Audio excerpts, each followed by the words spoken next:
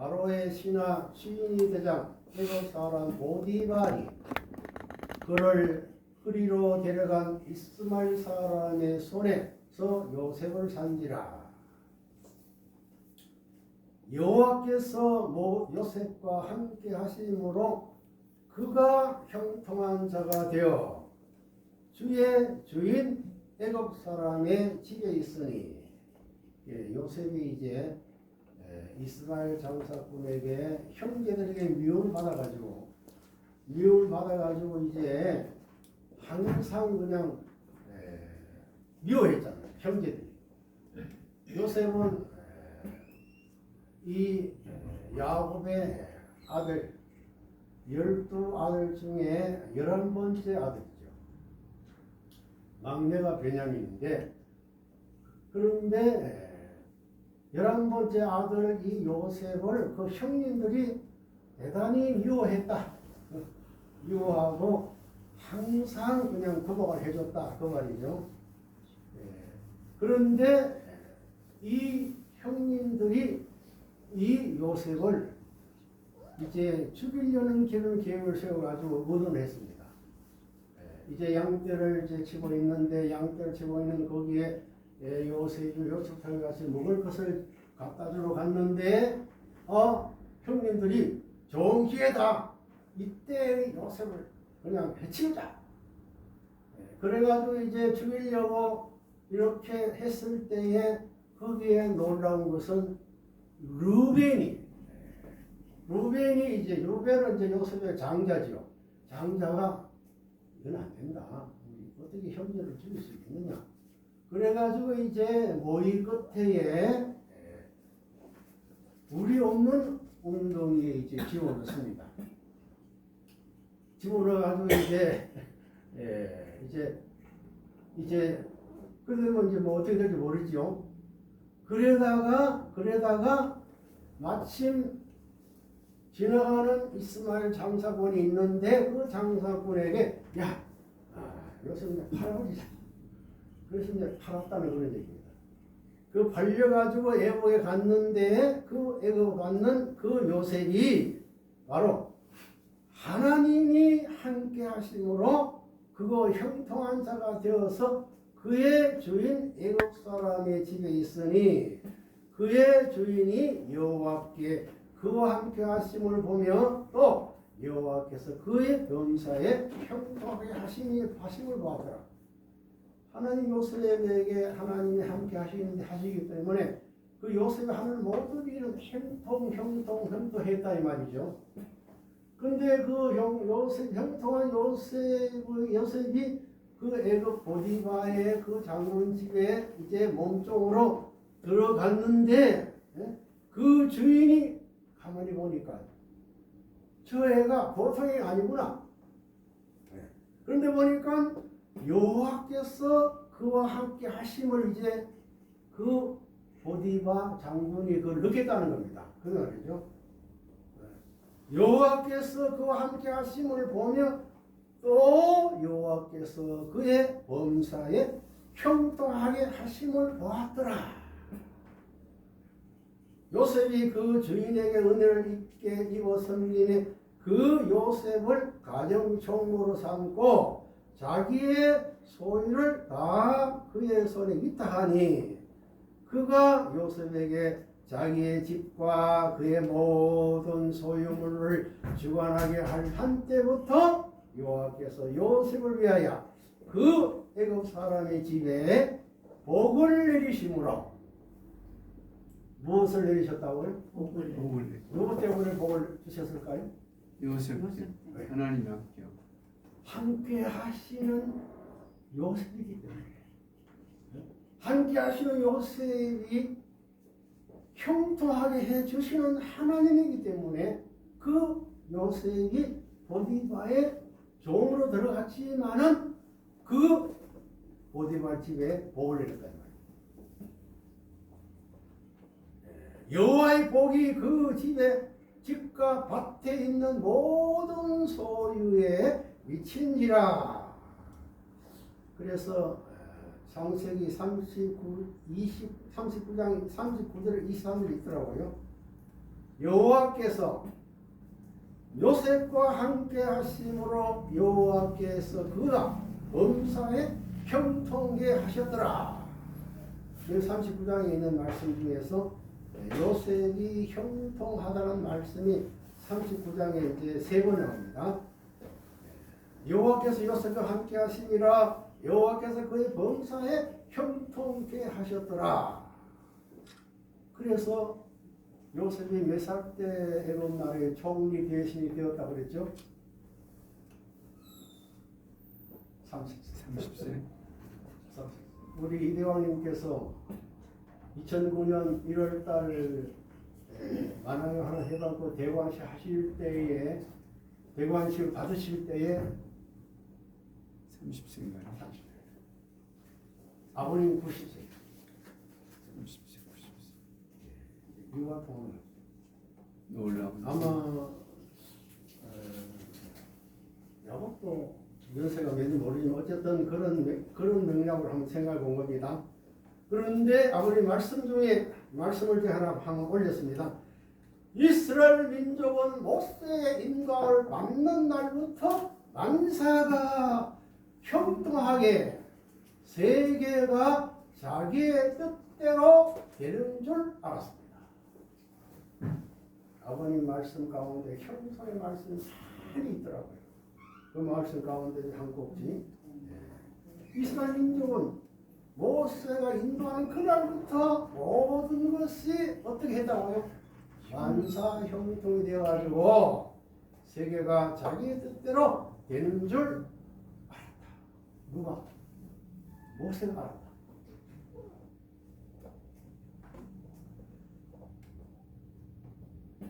주인이 그의 소유를 다 요셉의 손에 위탁하고 자기가 먹는 음식 외에는 간섭하지 아니하였더라.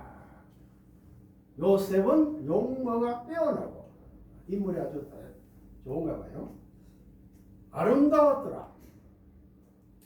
그 후에 그의 주인의 아내가 요셉에게 눈짓하다가 동침하기를 청하니 요셉이 거절하며 자기 주인의 아내에게 이르되 내 주인이 집안의 모든 소를 간섭하지 아니하고 다 내 손에 위탁하였으니 이 집에는 나보다 큰 이가 없으며 주인이 아무것도 내게 금하지 아니했어도 금한 것은 당신뿐이니 당신은 그의 아내이라. 그런즉 네가 어찌 이 큰 악을 행하여 하나님께 죄를 지으리까. 그 고대한 부인이 이제 요셉을 이제 거탈하려고 요셉을 이제 뭡니까? 성추행하려고 그랬죠. 그러니까 어찌 이 악을 행하여 하나님께 죄를 지으리까. 여인이 날마다 요셉에게 청하였으나 한 번도 아니고 계속 날마다 요셉이 듣지 아니하여 동침하지 아니할 뿐더러 함께 있지도 아니하리라.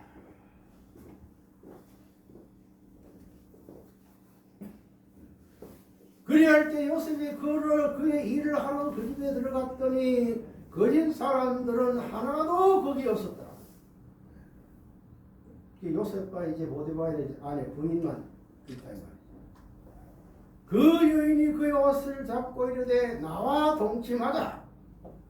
그러나 요셉이 자기의 옷을 그 여인의 손에 걸어두고 밖으로 나가매 그 여인이 요셉이 그 옷을 자기 손에 버려두고 도망하여 나감을 보고 그 여인의 집 사람을 불러서 그들에게 이르시되 보라 주인이 히브리 사람을 우리에게 데려다가 우리를 희롱하게 하는도다. 그가 나와 동침하고자 내게로 돌아오므로 내가 그게 소리 질렀더라. 이 보디바 아내 부인이 이제 엉뚱한 소리 하는 거죠. 그가 나의 소리 질러 부름을 듣고 그의 옷을 내게 열어두고 도망하여 나갔느니라. 이래가지고 모함 받아가지고 결국 뭡니까? 이제 감옥 가는 거죠. 성경에 형통이라는 단어를 보니까요 76번 많이 나오더라고요. 그런데 이대왕님의 전함이 어떻다고요? 형진. 형진. 근데 형자가 무슨 형자인지 아시죠? 형통할 형자. 아버님께서 형통할 형자가 뜻입니다. 형통할 형자. 그럼 아버님께서 이미 우리 이대왕님 막내 아들에게는 이름까지 형통하다는 이름을 주신 거예요. 마치 요셉이 형통하듯이 요셉이 형통하면 누가 함께 하셨기 때문에 형통했을까요? 하나님이 함께. 하나님.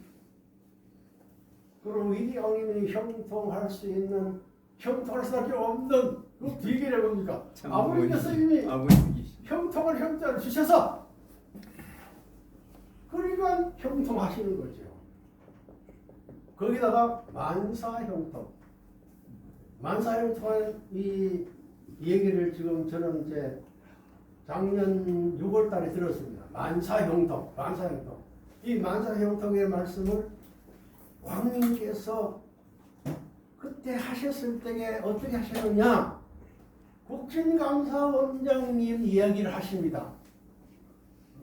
그때 하실 때에 이제 그 펜실베니아의 그 땅 6,000에이커를 구입하실 때에 그때 얼마로 구입하셨느냐? 30. 그런데 100에이커를 내놨는데 20억을 받았다. 그 다음에 이제 100에이커를 다시 내는데 26억, 25억인가요? 아니, 100에이커에 30억. 100에이커에 35 받았습니다. 두 번째 100에이커를 이제 내놨는데 35, 36억인가 뭐 그랬습니다. 그 얘기를 하시면서 테네시에 모리타운도 구입하시고 그리고 하시는 일들마다 모든 것이 잘 풀린다는 겁니다. 그러시면서 국진 우리 형님 감사원장님이 하시는 일을 손을 대시면 다 잘 되시기 때문에 하시면서 하신 말씀이 국진 형님이 하시는 일을 위해서 여러분이 만사형통이 되도록 기도하셔야 됩니다. 이렇게 하신다고요. 그때 그 말씀도 하셨다. 만사형통을 위해서 뭐라고요? 기도하셔야 돼요. 작년 6월 달입니다. 6월 29일인가 기억합니다. 그래서 형통이라는 말씀을 제가 이제 한번 이렇게 음미를 해봤습니다. 이 말씀 내용을 이제 근거로 해가지고 오늘 말씀 주제는 메시아께 상처와 못질한 자는 누군가. 그래서 이제 지금 지난번에 현진님이 후계자 될 수 있는 없는 이유 쭉 시리즈 해왔잖아요. 5번까지 다 했는데 나머지가 있는데 나머지 오늘 제가 이제 골자만 다 이제 마무리 지으려합니다. 8단계 못 넘었기 때문이다. 형님이 형제를 무엇으로도 못 걸리기 때문이고 자기가 장자로 간판 붙이고 동생들을 죽이겠다고 했기 때문이고 현진님은 둘에서 종교 세계의 분석을 못하기 때문이다. 형진이하고 국진이 두 형제가 하나 된 섭리 앞에 순응하지 못했기 때문이다. 마지막에 이제 선생님에 대해서 못질하고 상처 입혔기 때문에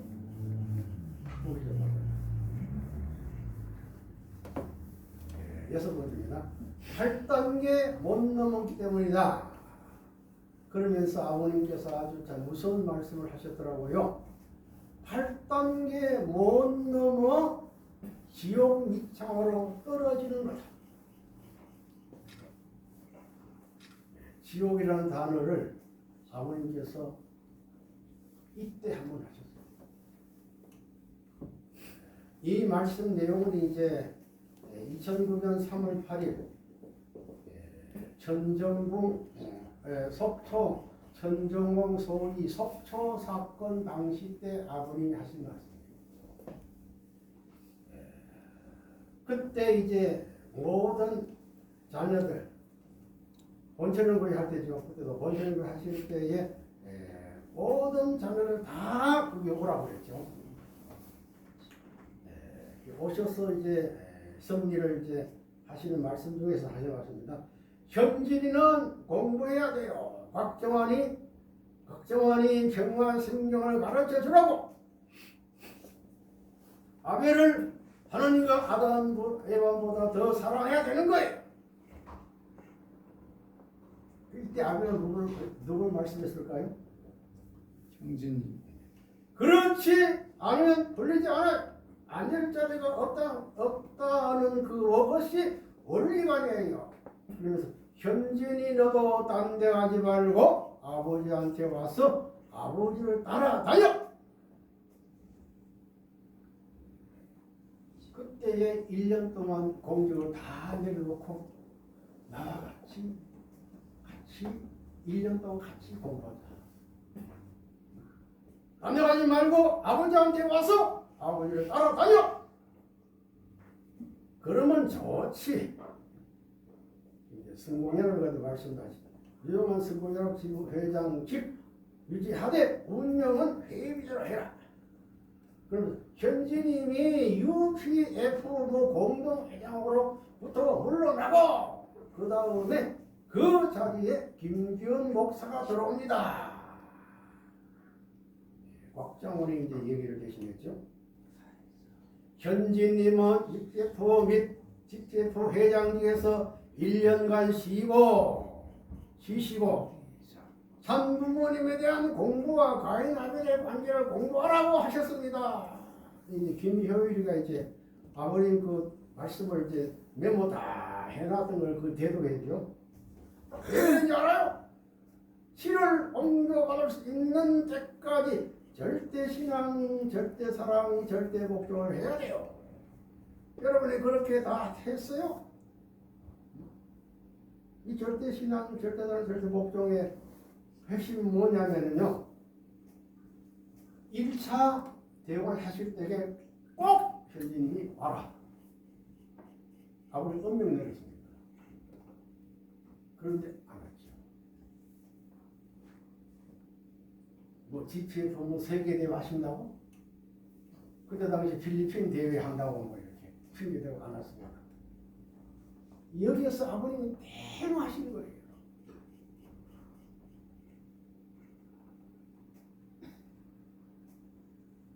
여러분이 그렇게 다 했어요. 우리는 70이 넘은 아버지가 필요 없어. 아버님이 왜 이렇게 말씀하셨을까요? 하는 그런 말이 어디 있어요? 이거는 현진님을 두고 하는 말이에요. 아버님은 내 연세도 이제 많으시고 또 하시는 모든 일들이 현진님이 볼 때는 마음에 안 들어. 항상 브레이크, 항상 뒷얘기를 붙였다. 그러면서 현진이가 역사적인 개인시대, 가정시대, 종족시대, 민족시대, 국가시대를 몰라요. 그 한 단계를 못 넘어서요. 그 어떻게 돼요? 지옥 밑창으로 굴러 떨어지는 거예요. 2009년 3월 8일까지 다시 지옥을 말씀했죠. 여러분, 지옥이라는 말씀은 또 언제 하셨죠? 대관식 하시고 난 한 달 뒤에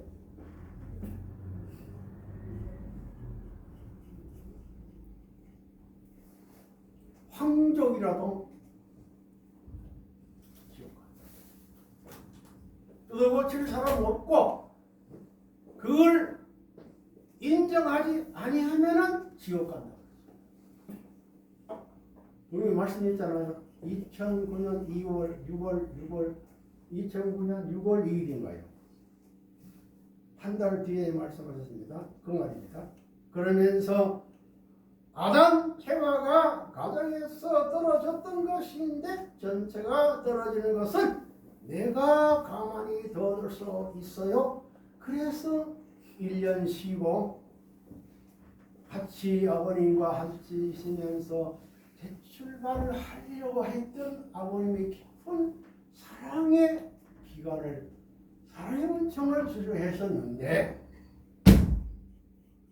뒤쳐나오고 그때부터 끝입니다. 아버님과 형님은 그때부터. 일곱 번째, 현진이죠. 형님 현진이가 형진이를 무엇으로도 못 걸린다. 우리 영진이 목사라 하지만 야 무서운 사람이야. 세계 제일 무서운 무술을 정신 안고 가지고 3년 8개월 아니라 3개월도 안 돼가지고 선생을 깔아뭉개버렸어. 이거는 이제 2004년도에 중국 갔을 때에 이제 그 무술을 가르치는 선생이나 또 중국 가르치는 선생을 또 하는 그런 얘기입니다. 선생이 가르치기 전에 벌써 영계에서 가르친 방법으로 이래가지고 선생을 깔아뭉개가지고 자기가 아니야, 제자가 아니야, 자기가 선생님을 모시는 거야. 야, 그런 말이야, 네 말이야. 내가 마피아의 대장이 된다고. 너는 내 아들이 이기면 하나님을 따라가야 돼. 용서할 줄 알아야 돼. 이렇게 가르쳤는데 지금 현진이보다도 몇 배? 5번, 6번, 그러니까 5번, 5배, 6배 앞선다는 거예요. 6번째 형님이 형진이를 무엇으로도 힘으로도 못 걸리고 무술 하시잖아요. 그러니까 지식으로도 못 걸리고 영적 체험으로도 못 걸려. 제일 무서운 것이 형진이가 여기 와서 교회 맡아가지고 전국 순회 가서 선생님 하던 길을 따라가면서 아버님이 하신 말씀입니다. 선생 이상의 일을 할 수 있습니다. 아버님이 막내 아들에게 이렇게 당신보다 더 이상하게 할 수 있다라고 아버님 축복하신 거예요. 비교해본데 힘으로도 그렇고 지식도 영적 체험 이건 뭐 선생 이상 할 수 있다. 현진이 이상 할 수 있다 그 말이죠. 그 다음 8번째, 자기가 장자 간판 붙이고 동생들을 죽이려고 했기 때문이다. 끝날이 어떠냐면 아버지가 사랑하는 아들, 딸을 죽일 수 있는 시대가 돼요. 아버지를 누구보다도 하나님을 높이고 존경해야 될 텐데 아버지가 아버지 노릇을 못하니 손자가 아버지를 죽일 수 있는 사람이 돼요. 또 남편과 아내가 영원히 서로 보호하고 지켜줘야 할 것인데도 불구하고 믿을 수 없어요. 자기가 약속한 하나도 지키지 않고 바람을 피우는 대처가 되세요. 이 말씀이 참 깊이가 있죠. 여기에 교통 문제를 얘기했습니다. 남편하고 아내가 가서 이혼하고 도장 찍고는 저놈의 자식이 망해라 이 자식아 그래요. 아내가 남편을 죽이려고 하고 또 남편이 아내를 죽이려고 해요. 반대하니까 그 다음에 형님이 죽이려고 해요. 아버지의 소유권을 형님이 받아야 될 텐데 할 텐데 동생이 받게 돼 있어요. 두 계좌 상속자 빌렸잖아요. 누가? 레버넌 박이. 현진님 아버님 레버넌 박이 길렀단 말이에요. 길러갈 준비했단 말이에요. 그렇죠? 그런데 동생이 받게 된다. 아버지가 막내 동생을 막내 동생을 죽이려고 하는 거예요. 그래가지고 아버지만 죽으면 쫓아내버리는 거예요. 쫓아내버리니 아무 죄 없는 것을 쫓아내고 죽을 사죄 몰아넣으니 형님한테 복종할 수 있나? 형님도 죽이려고 해요. 다 죽이고 나만 남겠다는 세상이에요. 그것이 끝날입니다. 여기 나오네요. 혼독회 때 하신 2005년 11월 달에 하신 말씀입니다. 형진이가 형자하고 나갈 지나고 어떻게 중요해? 중간에 아들딸 자기가 장자로 간판 붙이고 빼앗아 갔어요. 이 빼앗아 갔다는 말은 뭘까요? 자기가 동생을 죽여야 된다고 그러고 있어요. 자기가 죽지 않으면 동생들이 죽여야 된다고 큰 여자의 양자를 다 빼앗아 갔어요. 신철님은 현진님의 사실 혈통의 아들이죠. 그걸 이제 뭡니까? 현숙님의 뭐라고 아들로 이제 양자로 이렇게 넘겨주려고 아버지 말씀 따라 했지요. 했는데 그 신철님을 현진이 데려갔다는 거예요. 세상에 그런 법이 없는데 너희들이 했어. 그러면서 김기훈이 잡아 돌려주지 않으면 안 돼. 현진님을 이제 두고 하는 말이죠. 김기훈이 네가 책임져야 되는 거야. 어디 무슨 책임? 북미 대륙회장을 책임져라. 미국을 책임져라는 거예요. 왜? 그러면서 이렇게까지 말씀하셨습니다.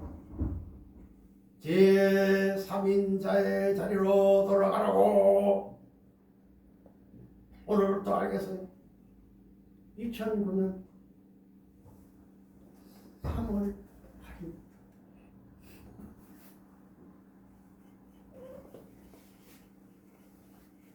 제3인 자리 아버님 혈통이지만 1인 2 세 번째 자리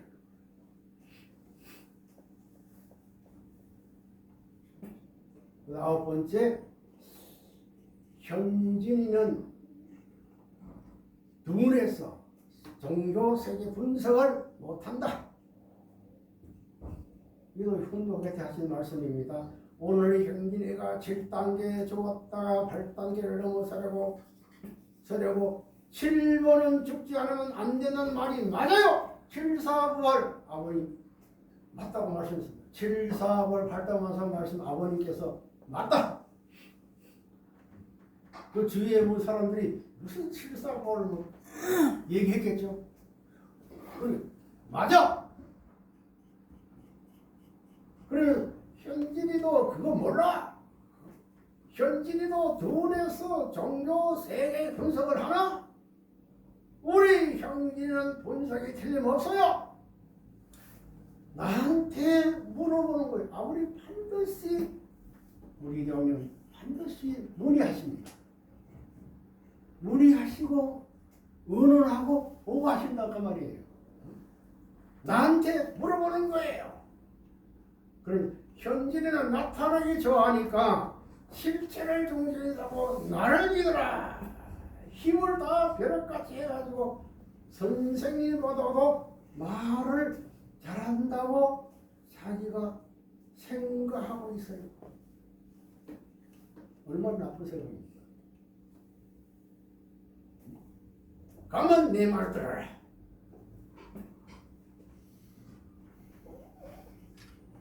열 번째, 형진이하고 국진이 두 형제 하나 되면 성리학에 순응해야 되는데 못했다. 여기에 있는 셋 가운데 현진님, 국진님, 우리 형진님 셋 가운데 한국편에 있는 형진이 하고 국진이 두 형제가 하나 되면 형님이 순응해야 된다. 그래서 셋이 하나 되면 아버지까지도 가인, 아벨이 되기 때문에 아버지까지도 하나 되어서 하나님을 지상에 목숨을 쓰는 거예요.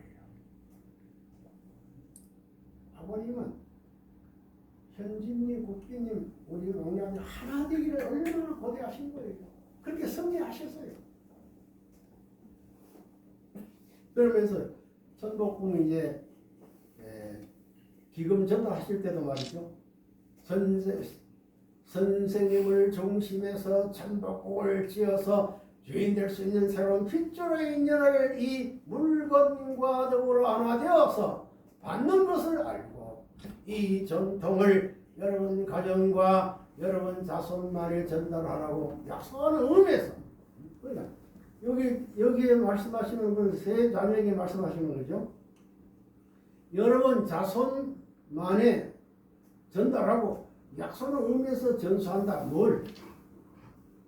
천복권 기금을 하사는 겁니다. 거룩한 이 시간을 기꺼이 받기를 바라요. 장부모님의 뜻을 받들어서 세 분 아버님께서 천복궁을 하시게 되겠습니다. 기쁜 마음으로 큰 박수로 환영해 주길 바랍니다. 박수. 기금 200원. 참부모님으로부터 제일 먼저 현진님께 이거를 전달했죠. 우선 그러니까 장자 입장이니까 그 전달한 그 200억을 그다음 국진님께서 또 전달 받으시고 누구로부터? 형님으로부터. 국진이 또 누구에게 전달했다고요? 형님께. 국진님께서 또 형님께 전달하셨습니다. 우리 다시 한번 박수로 환영하시나. 이게 2008년도 12월 달이에요.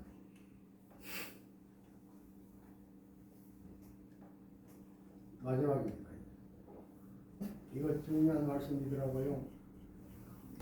가슴 아픈 가슴 아픈 아버님의 말씀. 선생님에 대해서 못지라고 상처 입힌 사람을 누가 용서해줘요? 여러분 나무에 못질 딱 했는데 그걸 떼면 어떻게 될까요? 자리가 있을까 없을까요? 못자국 있습니다. 못자국 있는 거예요. 그 얘기입니다. 어머니까지도 용서 못한다는 거예요. 선생님을 해서 못지라고 상처 입은 사람을 누가 용서해줘요? 제일 먼저 어머니. 어머니까지도 용서 못한다는 거예요. 이때 이미 어머니를 거부하셨습니다. 절대 용서가 안 돼. 왜? 흔적이 남아있는데 지울 수 없잖아요. 그런 어머니는 천국 못 데려가고 그런 아들 딸 천국 못 데리고 들어간다는 거예요. 여기 거명 안 하셨지만은 현진님도 아버님께 가슴에 못질을 안 줬습니다. 1년 동안 나 같이 산 내가 살 때 만사를 제쳐놓고 오라고 했는데 안 왔어. 이미 아버님 가슴에 못질을 한 거예요. 나와 1년 동안 같이 공부하자. 왜? 다시 살려주기 위해서, 다시 재출발할 수 있는 기회를 주기 위해서 1년 같이 뛰쳐나갔잖아요.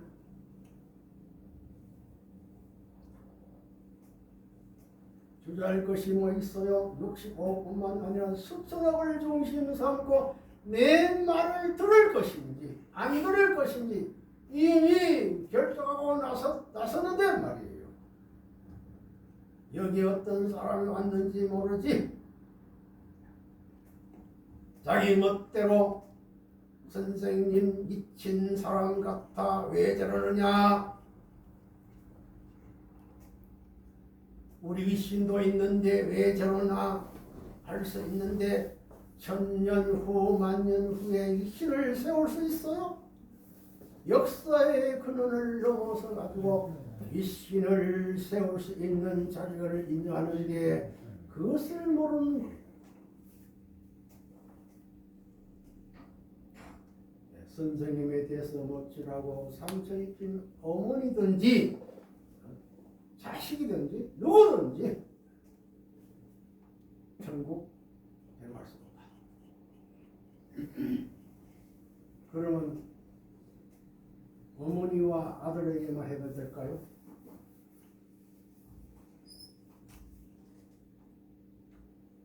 모든 축복 가정들에도 해당되는 얘기죠. 아버지의 가슴에 먹지를 박는 아버지의 가슴 상처를 입히는 아버님 뭐 육신을 갖고 계시는 하나를 채로 갖고 계시는 완성 인간의 체제잖아요. 상처를 만약에 주면 상처 받으실까 안 받으실까요?